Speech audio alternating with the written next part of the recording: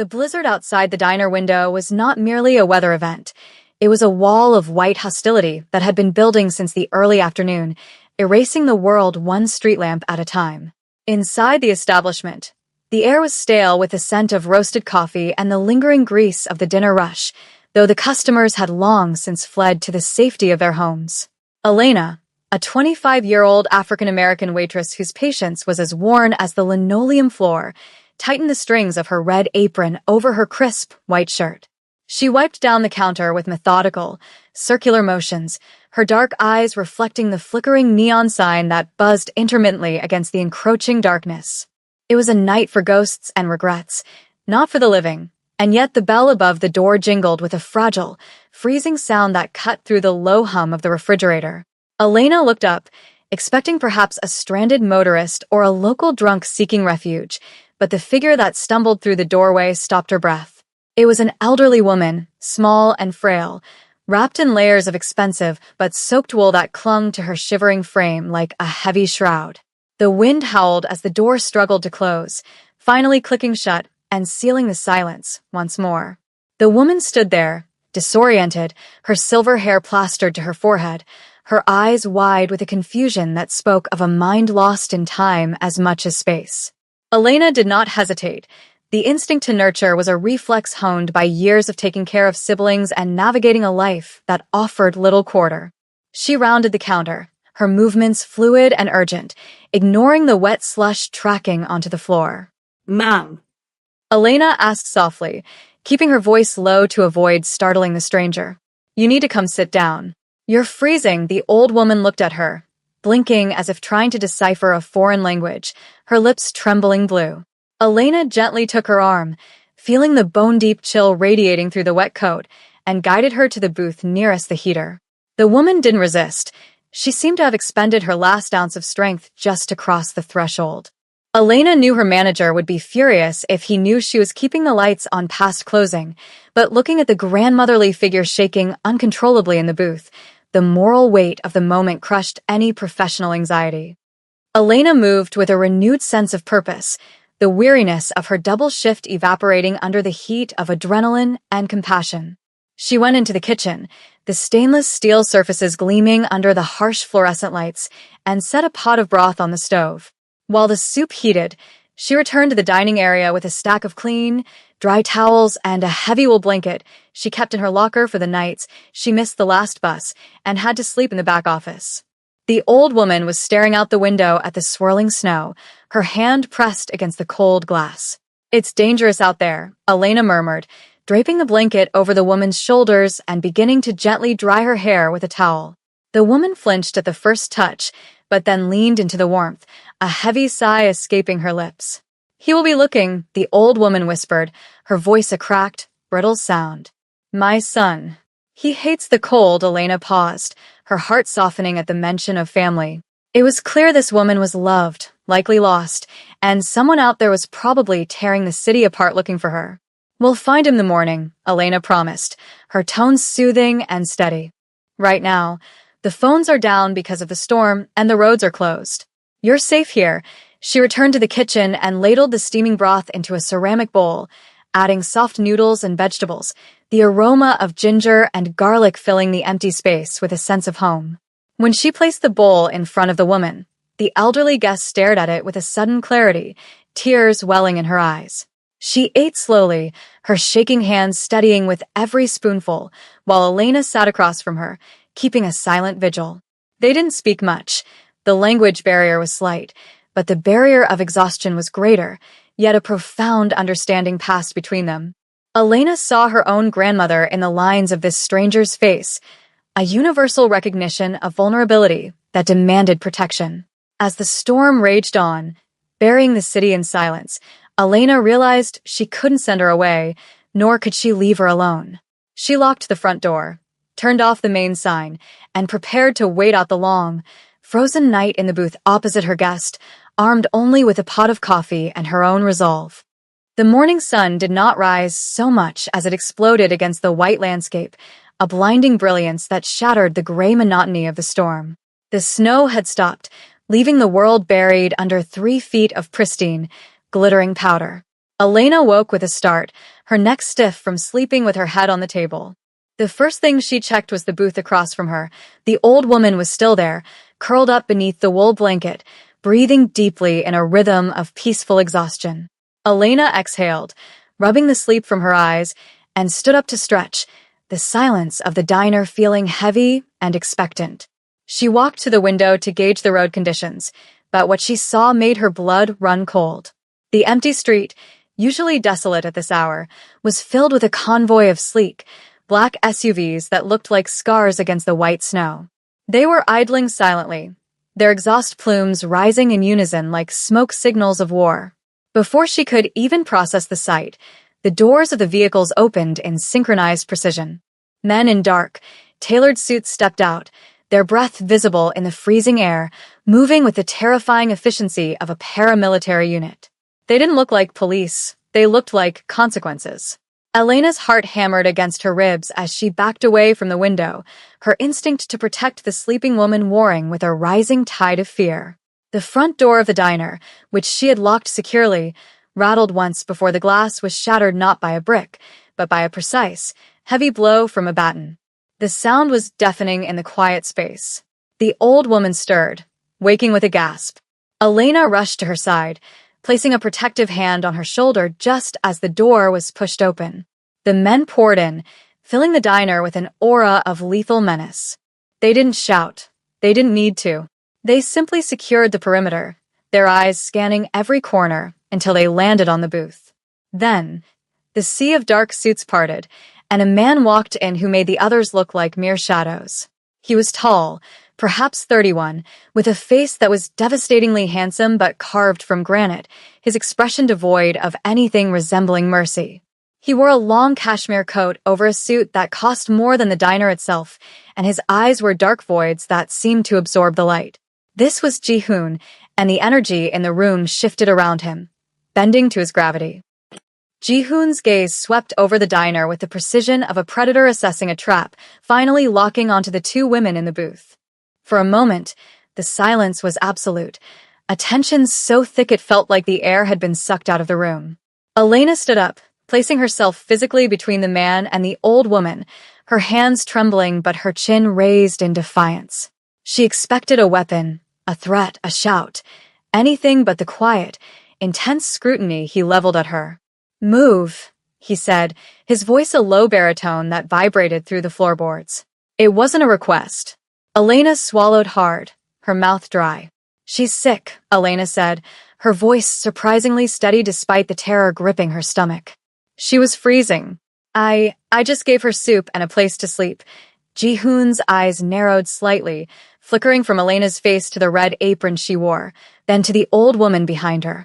The woman, realizing who had arrived, let out a soft cry. "Ji-hoon, she whispered, the sound fragile and relieved.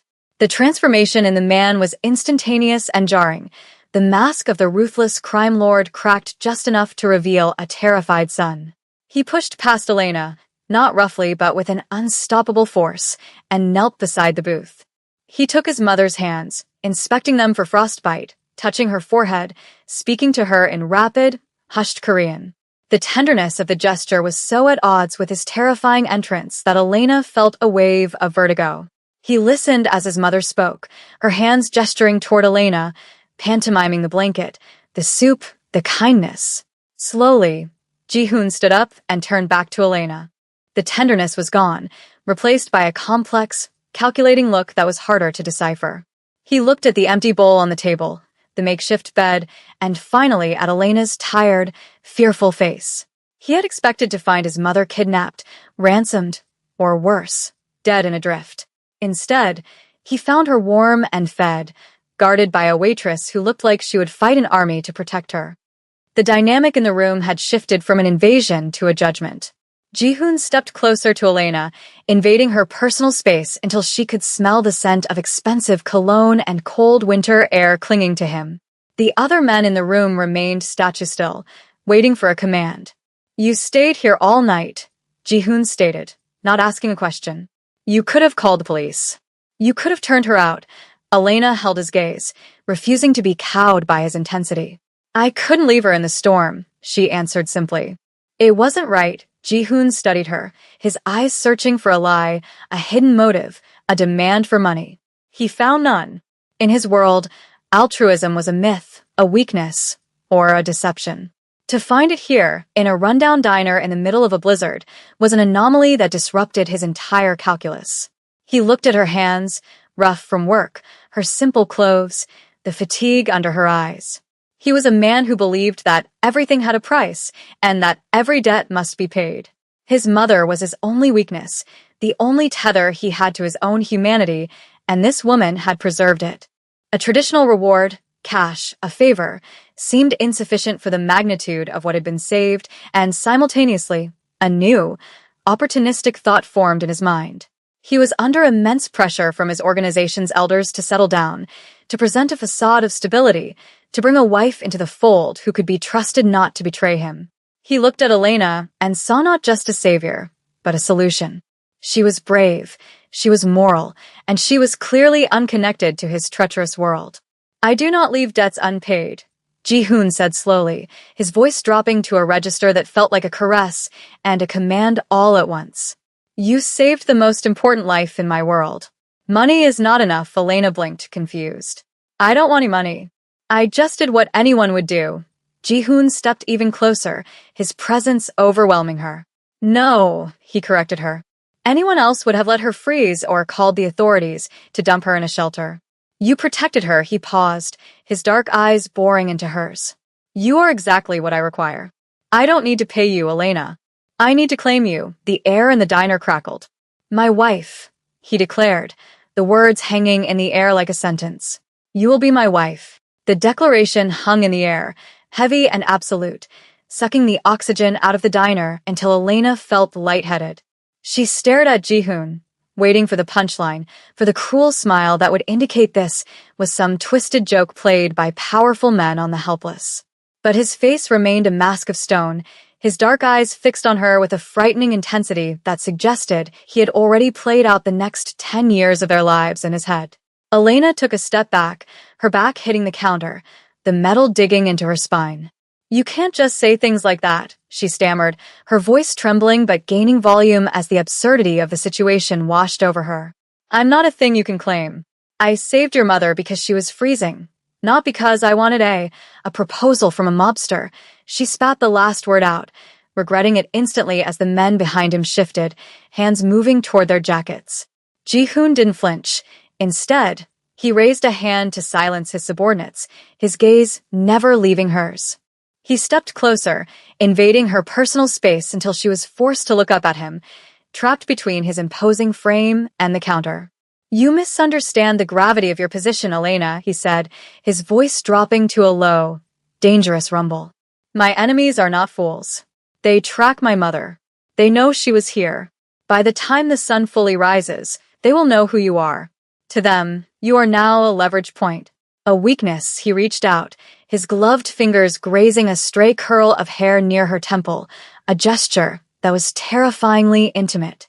"If I leave you here, you'll be dead within the week. Or worse, they will use you to get to me. I am not offering you a romance. I am offering you a fortress," Elena's breath hitched. She looked at the old woman, who was watching them with sad, knowing eyes. The grandmother nodded slowly, confirming the nightmare. The realization hit Elena with the force of a physical blow. Her act of kindness had been a pebble thrown into a dark lake, and the ripples were now tsunamis threatening to drown her. "So I have no choice," Elena whispered, the fight draining out of her as the reality of her small, fragile life crumbled against his power. "There is always a choice," Ji-hoon replied, his thumb brushing her cheekbone. "You can stay here and pray the shadows don't find you. Or you can come with me, take my name, and become untouchable." It wasn't a proposal of love. It was a transaction of survival, and looking into his void-like eyes, Elena knew she had already lost. The journey to the heart of the city was a surreal blur of motion and silence, a transition from the gritty reality of her life into a world that felt like a high-definition hallucination. Elena sat in the back of the lead SUV, sinking into leather seats that were softer than her bed at home. Ji-hoon sat beside her, maintaining a respectful distance, yet his presence filled the cabin like a pressurized gas. Outside the tinted windows, The city passed by. The snow-covered streets where she waited for buses, the corner stores where she bought groceries, all of it looking distant and small, as if she were viewing her past life through the wrong end of a telescope. She looked down at her hands, still red and chapped from the dishwater, resting awkwardly against the pristine interior of the car. She felt like an imposter, a rough sketch in a gallery of oil paintings. Ji-hoon seemed to sense her unease. He didn't offer empty platitudes. He simply took out his phone and began issuing commands in Korean, his voice sharp and authoritative. Elena caught snippets of tone that sounded like he was dismantling someone's existence, yet when he hung up, he turned to her with a calmness that was almost unnerving. "My home is secure," he said, breaking the silence. "You will have your own wing. You will not be touched unless you wish to be. But in public, you are mine. That is the price." Elena looked at him, searching for a trace of the monster she knew he must be. Instead, she saw the exhaustion etched around his eyes, the heavy burden of a man who held up the sky for everyone around him. "And your mother?" she asked quietly. "She stays with us," he confirmed. "She likes you." That is rare. The car slowed as they approached a towering glass spire that pierced the skyline, a monument to wealth and isolation. As the heavy iron gates rolled open, Elena felt a finality settle in her chest. The diner, the red apron, the struggle for rent, it was all gone. She was stepping into a cage, yes, but as the massive doors of the building opened to reveal a lobby of marble and gold, she realized it was a cage built to keep the wolves out, not just to keep her in. Time in the penthouse moved differently than it did in the world below. It was fluid, silent, and measured by the changing light on the floor-to-ceiling windows rather than the ticking of a clock. Elena had been living in Ji-hoon's fortress for 3 weeks, and the initial shock had worn off, replaced by a strange, tension-filled domesticity. Her wing of the apartment was larger than her entire previous apartment, filled with closets of designer clothes that fit her perfectly, a detail that unsettled her with its efficiency. Yet, she refused to play the part of the idle doll he perhaps expected. She spent her mornings with his mother, Mrs. Park, who taught her how to play wada cards and told her stories about Ji-hoon's childhood, chipping away at the myth of the ruthless crime lord to reveal the lonely boy beneath. One evening, the professional chef had prepared a French meal that was technically perfect but lacked soul. Elena, craving the heat and spice of comfort, had taken over the kitchen late at night to make a spicy stew, the smell of gochugaru and garlic permeating the sterile, modern air. She didn't hear Ji-hoon enter. He had returned from a meeting, his suit jacket discarded, his shirt unbuttoned at the collar, revealing a dark bruise blossoming on his neck. He stood in the doorway, watching her hum as she stirred the pot, a look of profound confusion and longing on his face. When she turned and saw him, she didn't gasp. She simply reached for a bowl. "You look like you've been in a fight," she said, her voice matter-of-fact, sliding the steaming bowl across the granite island toward him. "Eat." "It helps." Ji-hoon stared at the food, then at her. In his world, women asked for jewelry or ignored the blood. They didn't offer sustenance. He sat down, the exhaustion evident in the slump of his shoulders, and took a bite. The heat of the spice hit him, grounding him. "Why?" he asked, his voice rough. "Why do you stay? The door is unlocked. The guards would stop you, but you haven't even tried." Elena leaned against the counter, crossing her arms. "Your mother needs me," she said, then hesitated. "And maybe I'm tired of being afraid of the world. Here, the monsters are at least polite." A ghost of a smile touched Ji-hoon's lips, the first genuine expression she had seen since the diner. "Not all of them," he murmured, meeting her eyes. In that shared silence, the transaction began to bleed into something else, a recognition of 2 survivors finding warmth in the snow. The fragile piece of their arrangement was shattered a week later, not by a bullet, but by an invitation. It was the annual Winter Gala, a gathering of the city's underworld elite masquerading as a charity event, and it was the stage Ji-hoon had chosen to debut his new wife. Elena stood before the mirror in a gown of deep crimson velvet, the color of blood and wine, which hugged her curves and trailed behind her like a royal train. A diamond necklace, cold and heavy, rested against her throat, a gift from Ji-hoon that felt more like a collar than jewelry. When she walked into the living room, Ji-hoon stopped dead. He was adjusting his cufflinks, but his hands froze. He looked at her not with possession, but with a reverence that made her breath catch. "You are formidable," he said, choosing the word carefully. But the night was not designed for compliments. The gala was a Shark Tank. The air in the ballroom was thick with cigar smoke and malice. Men smiled with their teeth while their eyes assessed weaknesses. Elena stayed glued to Ji-hoon's side, her hand tucked into the crook of his arm, feeling the tension radiating from his muscles.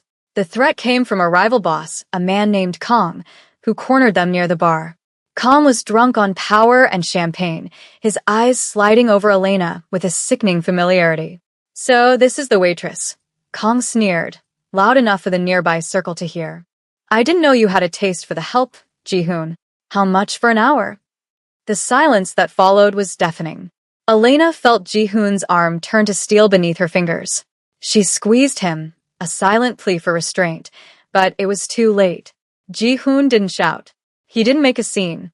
He simply stepped forward, moving with a blur of speed, and in one fluid motion, he had Kong pressed against a marble pillar, a steak knife from a nearby table pressed intimately against the man's carotid artery.